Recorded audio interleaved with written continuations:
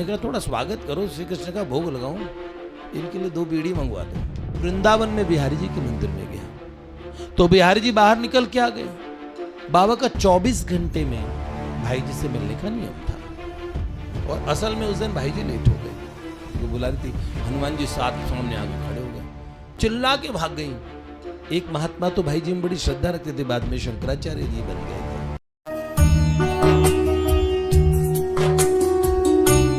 देखिए, हम एक चर्चा कर रहे थे कि महापुरुषों का जो जीवन वृत्त है, हमें संतों का संग करना चाहिए। परिचरितव्यः संता यद्यपि कथयन्ति नो सदुपदेशम। उनके जीवन की वार्ताएं भी हम लोगों को बहुत आगे ले जाती है, वो भी एक उपदेश होता है। इसलिए छोटे छोटे दृष्टांत भी महापुरुषों के। परम पूज्य भाई जी के विषय में हम एक बात अक्सर कहते हैं, क्या? किसी से उनकी मंजिल का पता पाया नहीं जाता, किसी से उनकी मंजिल का पता पाया नहीं जाता। जहाँ वो है, जहाँ वो है, जहाँ वो है, फरिश्तों का वहाँ साया नहीं जाता। किसी से उनकी मंजिल का पता पाया नहीं जाता। बाबा अपने कुछ संस्मरणों को याद करते हुए कहते हैं, श्री कृष्ण ने जिनकी महिमा गाई हो, है? हम कहते ना, भरत सरिस को राम सनेही, जग जप राम राम जप जेहि। क्यों? ये बात है, बहुत बड़ी बात। भगवान जिनके अनुब्रजाम्यहम नित्यम पूयये त्यंघ्रि रेणु भी, ऐसे महात्मा हो जाते हैं जिनके पीछे पीछे भगवान चलते हैं। महाराज जी और जो अध्यात्म में पीएचडी के स्तर की है भागवत जी, जन साधारण को भी सुनाते हैं, और उनमें जो रसिक महानुभाव हैं उनके मध्य में भी सुनाते हैं। ये बात जानते हैं कि रस के जैसे ग्राहक रसिक होते हैं, साधारण जनमानस में वैसी रस की प्यास नहीं होती। इसलिए कथा को भी इस तरह से कहा जाता है कि खग समझे खग ही के भाषा, उनके स्तर पे आके और वक्ता और श्रोताओं को श्रोता के स्तर पे आके कहते हैं। महापुरुष भी अपने जीवन की जितनी भी उनकी लीलाएं होती वो इस हिसाब से होती है कि हम लोगों को लगे कि वो हमारे मध्य में से ही थे, हम जैसे ही थे, है ना। फिर भी हम क्या कहें, वो छुपी नहीं रह सकती। तो इसी तरीके से भाई जी के जीवन में, और हम बाबा को श्री कृष्ण ने उनकी महिमा बताई, और बाबा कहते थे कि अनुमान तक नहीं लगाया जा सकता जहाँ भाई जी थे। इसीलिए भाई जी ना ब्राह्मण थे तो उन्हें महाराज कहें, बाबा उन्हें पोद्दार महाराज कहते थे। ना वो सन्यासी थे जो उन्हें महाराज कहें, ना वो रसोइये थे कि जो उन्हें महाराज कहें। उनके पास महाराज था। आहा, भगवान जैसे परम धन को, अरे जिसके भीतर इस भगवत प्रेम का और प्रागट्य होता है उसकी कैसी स्थिति होती है। जाको प्रेम लग्यो परमेश्वर सोता को, छूट गयो सिगरो संसारा। जो उन्मत्त फिरे जित ही तित नेक रही न शरीर संभारा। हाँ, श्वास उच्छ्वास उठे सब रोम बहे, दृग नीर अखंडित धारा। और सुंदर कौन कहे को सुंदर कौन करे नवधा विधि, छाक पर्यो रस पी मतवारा। ऐसी स्थिति हो जाती है। तो भाई जी ने छुपा के रख लिया। वो इतनी ऊंची अवस्था के हैं, पर बाबा ने उस बात को प्रकट किया। बड़ी अनोखी बात है। बाबूजी की ने भाई जी की 3 अलौकिक संपत्ति कहते महाराज जी।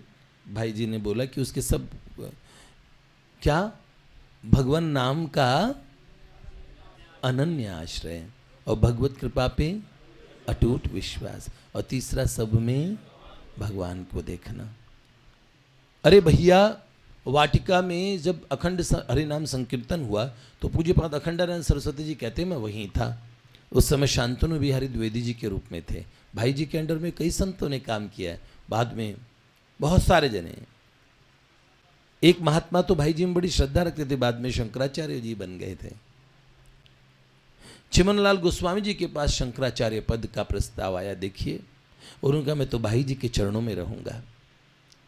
लोगों ने कहा, परम श्रद्धेय स्वामी जी से भी कहा, तुम एक बनिए के पास क्या कर रहे हो। ऐसे परम पूज्य श्री राधा बाबा जैसे महासिद्ध संत को कहा कि बाणिये के पास क्या कर रहे हो। उन्होंने क्या क्या बात बताऊं, इस बनिए के पास वो है जो त्रिभुवन दुर्लभ है? तो भाई जी को बाहर की दृष्टि से कोई नहीं, तो कैसे भगवत दर्शन देखते थे भाई। वही चीज फिर बाबा में आई भाई जी से। वाटिका में आग लग गई। कब?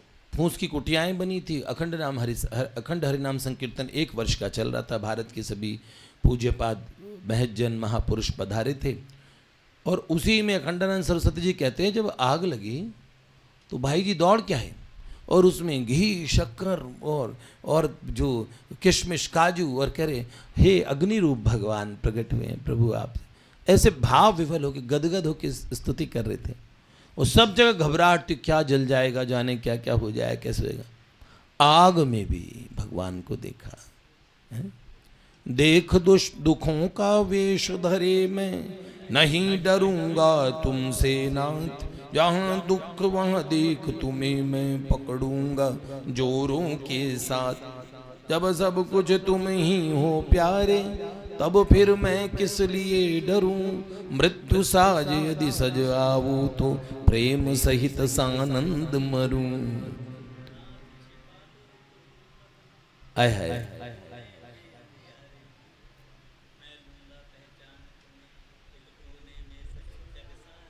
क्या बात। यो माम पश्यति सर्वत्र सर्वम च मयि पश्यति, तस्याहम न प्रणश्यामि स च मे न प्रणश्यति। भगवान के ऐसे प्रेमी हर जगह। बाबा एक बार घनश्याम दास ठाकुर जी को ही कह रहे थे, घनश्याम ठाकुर जी को कहते हैं, घनश्याम ये अभ्यास करो सब में भगवान देखने का। ठाकुर जी बड़ी दृढ़ता से लगे थे। अब एक बार गीता वाटिका के अपने उत्सव में श्री राधा और पूज्य ठाकुर जी पधार रहे थे, आ रहे थे उस समय, और गीता वाटिका गोरखपुर आ रहे थे। तो उन्होंने क्या किया, रास्ते में ठाकुर जी को ना ये सिगरेट और बीड़ी और इनसे बड़ी एलर्जी थी। इसका धुआं होता ना, मुझसे भी धुआं सहा नहीं जाता। अगर 2 घंटे पहले भी बीड़ी पी होगी और वो बीड़ी वाला आदमी पास खड़ा होता तो धुएं से मुझे थोड़ी एलर्जी होती है। तो ठाकुर जी को बिल्कुल पसंद नहीं आता था। अब रात भर जिस वो सीट पे थे, ऊपर वाली सीट पे एक सज्जन थे, वो पूरी रात सुट्टा चढ़ा रहे थे।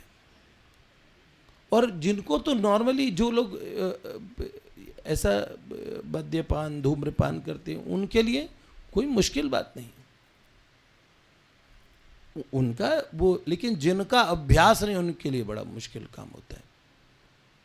अब वो सज्जन ऊपर बैठे बीड़ी चूस रहे हैं और उधर नीचे और ठाकुर जी बेचारे करवटे बदल रहे हैं। उन्हें पूरी रात ही नींद नहीं आई शिष्टाचार वशात। अब वो ये सोचें कि मैं इन्हें भगवान कैसे देखूं इनमें कि श्री कृष्ण बीड़ी पी रहे, ऐसे कैसे करूं मैं। तो एक तो ठाकुर जी के लिए प्रॉब्लम ये थी कि बाबा ने कहा सब में भगवान देखो। तो भैया अच्छे किसी आदमी में वो स्तुति कर रहा हो, चरणामृत पान कर रहा हो, ऐसे तो उसमें और आप भगवान देख सकते हैं, लेकिन ऐसी प्रतिकूल जो हमारी मान्यताओं से परे, एक ऐसे व्यक्ति में देखो कैसे धूम्रपान, वो पूरी होगा कोई चेन स्मोकर, तो फिर ऐसे किसी व्यक्ति में मैं कैसे ठाकुर जी देखूं। तो घनश्याम दास ठाकुर जी ने जैसे तैसे रात निकाली। जब वाटिका पहुंचे, सबसे पहले बाबा को जाके दंडवत किया। लीला करने वाले बाबा ने सीधी बात कही, ठाकुर क्या बात है, आंखें लाल हो रखी है, सोए नहीं, रिजर्वेशन नहीं हुआ था क्या? नहीं बाबा, भगवान आपकी कृपा से रिजर्वेशन था, सीट मिल गई थी। हाँ, तो सोए नहीं? तो बोले नहीं बाबा सोए नहीं। तो क्यों नहीं सोए भैया, जब सीट अपनी थी तो सोए क्यों नहीं? बाबा क्या बताऊं, एक सज्जन वो पूरी रात धूम्रपान कर रहे थे। तो बाबा ने कहा तो बाबा मुझे, आपको पता ही है मुझे धूम्रपान, उससे मुझे बड़ी एलर्जी है, तो मैं उसलिए सो नहीं पाया। तो उन्होंने बोला अच्छा, और बाबा आपने बोला था सब में श्री कृष्ण देखना है, तो एक इस बात से परेशान था कि देखो मैं इसमें श्री कृष्ण नहीं देख पा रहा हूँ।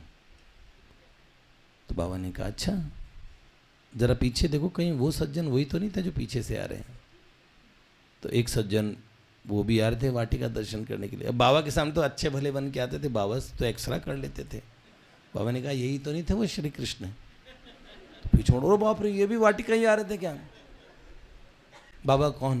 बाबा से पूछा ये कौन है? बाबा ने कहा होंगे कोई, ये भी आए हैं वाटिका ही। बाबा यही थे। तो बाबा ने कहा आओ आओ श्री कृष्ण पधारो। फिर बाबा ने कहा थोड़ा स्वागत करो, श्री कृष्ण का भोग लगाऊं, इनके लिए 2 बीड़ी मंगवा दो। बेचारे शर्म से पानी पानी हो गए कि महात्मा को पता कैसे लगे कि मैं ही हूं वो। तो संत के लिए वो दृष्टिकोण नहीं होता। बाबूजी उनके जीवन में तो भैया यही बात थी।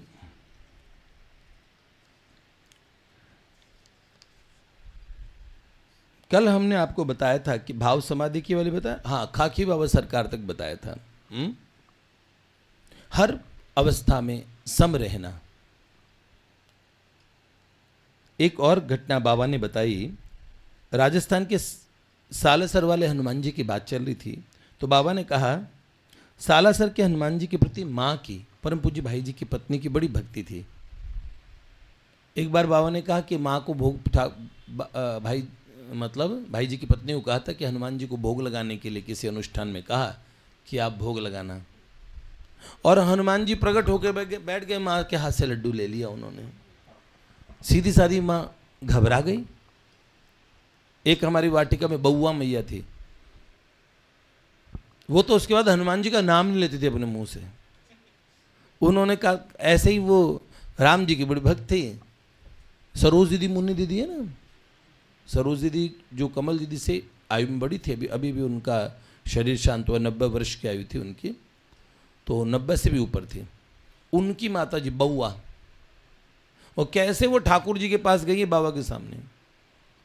भगवान ने उन्हें कई बार प्रत्यक्ष दर्शन दिए, लेकिन वो ऐसे रामचरितमानस राम जी की कोई कथा गा रही थी, और उसने कहा कथा प्रारंभ होता है, आओ वीर हनुमान करके हनुमान जी को बुला रही थी। हनुमान जी सामने आके खड़े हो गए, चिल्ला के भाग गई, और तब से हनुमान जी को कभी नहीं बुलाते थे।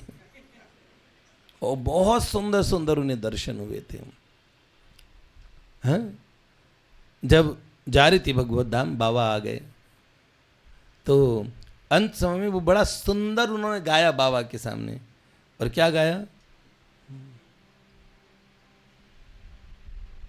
बिंदु जी का पद है, मेरा यार यशोदा का। बाबा इतने प्रसन्न हो गए जैसे ही सुना, जैसे बउआ ने कहा। अंत समय में वो ढोलक बहुत अच्छी बजाती थी। बाबा ने कहा वो अब तमोलिन की जरा सुनाना तो। और बाबा अपनी कुटिया से आए कि बउआ जाने वाली है। उन्हें सब उन बूढ़ी माँ को बउआ कहते थे। तो अंत समय के उनके द्वारा गाया हुआ ये बिंदु जी की रचना है। मेरा यार यशोदा का कुंवर हो चुका है, मेरा यार यशोदा का कुंवर हो चुका है, वो दिल हो चुका है, जिगर हो चुका है, वो दिल हो चुका है, जिगर हो चुका है। जगत की सभी खूबियां हमने छोड़ी, जगत की सभी खूबियां हमने छोड़ी, जो दिल था इधर अब उधर हो चुका है, जो दिल था इधर अब उधर हो चुका है। ये सच जानिए उनकी बस एक नजर में हो, ये सच जानिए उनकी बस एक नजर से, जो कुछ पास था सब नजर हो चुका है, जो कुछ पास था सब नजर हो चुका है, वो उस मस्त की खुद खबर ले रहा है, वो उस मस्त की खुद खबर ले रहा है, जो उसके लिए बेखबर हो चुका है, जो उसके लिए बेखबर हो चुका है। मेरा यार यशोदा का कुंवर हो चुका है, मेरा यार यशोदा का कुंवर हो चुका है, वो दिल हो चुका है, जिगर हो चुका है। नहीं बिंदु का अश्रु जल बिंदु है ये, नहीं बिंदु का अश्रु जल बिंदु है ये उल्फत में लाल ओ गुहर हो चुका है, ये उल्फत में लाल गुहर हो चुका है। अंत समय में उन्होंने बाबा के सामने सदा श्याम श्यामा पुकारा करेंगे, लताओं में ब्रज की गुजारा करेंगे, मिलेगी जो रसिकों की जूठन प्रसादी, वहीं जीविका का गुजारा करेंगे। बाबा ने कहा वाह बहुआ, और ऐसे भजन गाते हुए ऐसी ऊंची स्थिति में उन्होंने शरीर त्यागा। तो पूज्य मैया की बड़ी भक्ति थी हनुमान जी के प्रति। भाई जी जब भी रतनगढ़ जाते थे तो और हनुमान जी का सालासर में दर्शन जरूर करने जाते थे, और एक बार भाई जी और माता जी दोनों सालासर हनुमान जी गए। वो लोग सुबह कार एवं बस के द्वारा गए, बहुत रात ढल जाने के बाद रतनगढ़ आए। बाबा का 24 घंटे में भाई जी से मिलने का नियम था, और असल में उस दिन भाई जी लेट हो गए, कुछ रास्ता खराब होने से। उस समय टीले बहुत होते थे। तो बाबा बार बार कुटिया से बाहर देखे, मेरा आज का नियम न टूट जाए, भाई जी के दर्शन करने मुझे। और जितनी बेचैनी बाबा को थी उतनी भाई जी को थी। और मध्य रात्रि में आधी रात को जब बाबा और बड़े बेचैन हो गए, तब भाई जी पहुँचे और सीधा गाड़ी है वो बाबा के कुटिया के पास ले गए, और वहाँ पे जाके बाबा के कहा अपने हाथ आगे कीजिए, और हाथ में बाबा को भाई जी ने 2 फूल दिए। उन्होंने कहा, भाई जी ने बताया, बाबा एक बड़ी गोपनीय बात है, आज मैंने सालासर के मंदिर में हनुमान जी को प्रणाम किया, और उसी समय ये 2 दिव्य फूल मेरे हाथ में आ गए, और मैंने इनको परम कृपा प्रसाद समझकर अपने मस्तक से लगाया। एक बार बंका जी को भी बाबूजी ने एक पुष्प दिया जो श्री कृष्ण ने उनको प्रदान किया, और बंका जी के पास था वो पुष्प। आप लोगों ने, हम लोगों ने, आपने भी सबने दर्शन किया। वो अपनी तिजोरी में रखते थे उसे। तो कैसे दर्शन कराते थे? आप में से अधिकांश हम सब लोगों ने दर्शन किए उस पुष्प के। और ये दोनों दिव्य फूल मैं आपको देता हूं। बाबा ने वो दोनों पुष्प लिए और उसे अपने सिरहाने रख लिया।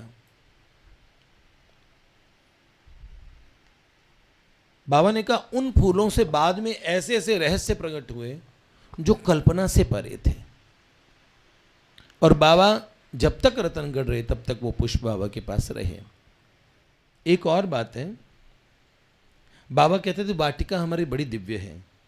एक बार बाबा ने बताया कि कोठी के पश्चिम दक्षिण की ओर वाले कमरे में मुझे अपनी कुटिया में बैठे बैठे विलक्षण अनुभूति हुई।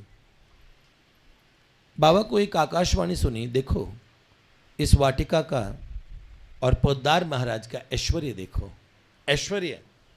ऐसे बाबा को ऐसी अंतर्वाणी सुनी और बाबा अपनी कुटिया से देखने लगे।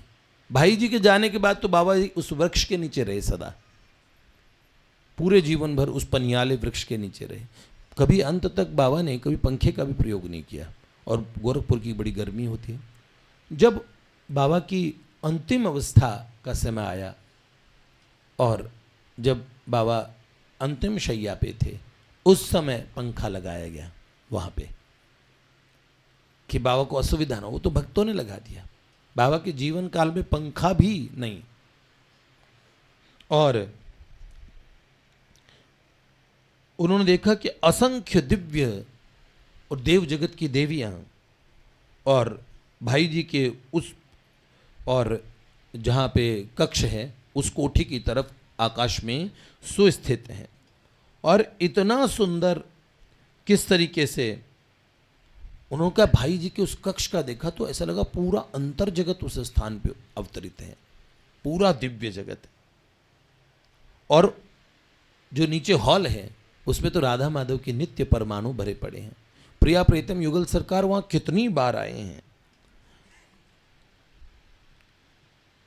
एक बार बाबा भिक्षा कर रहे थे और उस समय भाई जी की एक भाव दशा को बताते हुए बाबा ने कहा कि बाबा बताने लगे पुराना संस्मरण कि एक बार मैं कलकत्ते गया भाई जी के साथ और ग्वालदास जी मुंदड़ा ने बड़े आदर से हम लोगों को बुलाया। भाई जी बाबा दोनों पहुंच गए।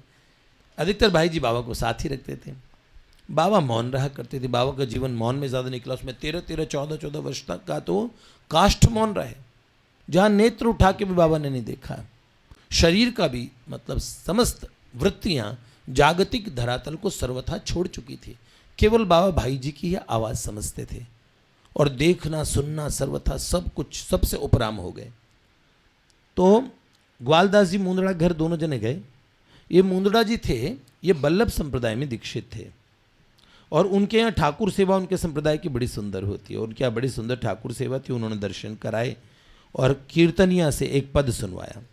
और जैसे ही बल्लभ कुल का कीर्तनिया हवेली संगीत में गाने लगा, नागरीदास जी का पद गाया, फुलवा बीनन हो गई री जमुना तीर द्रुमन की भीर। जैसे ये गाया, फुलवा बीनन हो गई जमुना तीर द्रुमन की भीर। और इस पद को सुनते ही बाबूजी को भाव समाधि लग गई। 1 घंटे तक वो शुद्ध बुद्धि भूल के मूर्ति की तरह बैठ गए और भाव शिथिल होने पर और भाई जी ने मुंदड़ा जी का स्वागत सत्कार स्वीकार किया। तब तक भाई जी ऐसे रहे।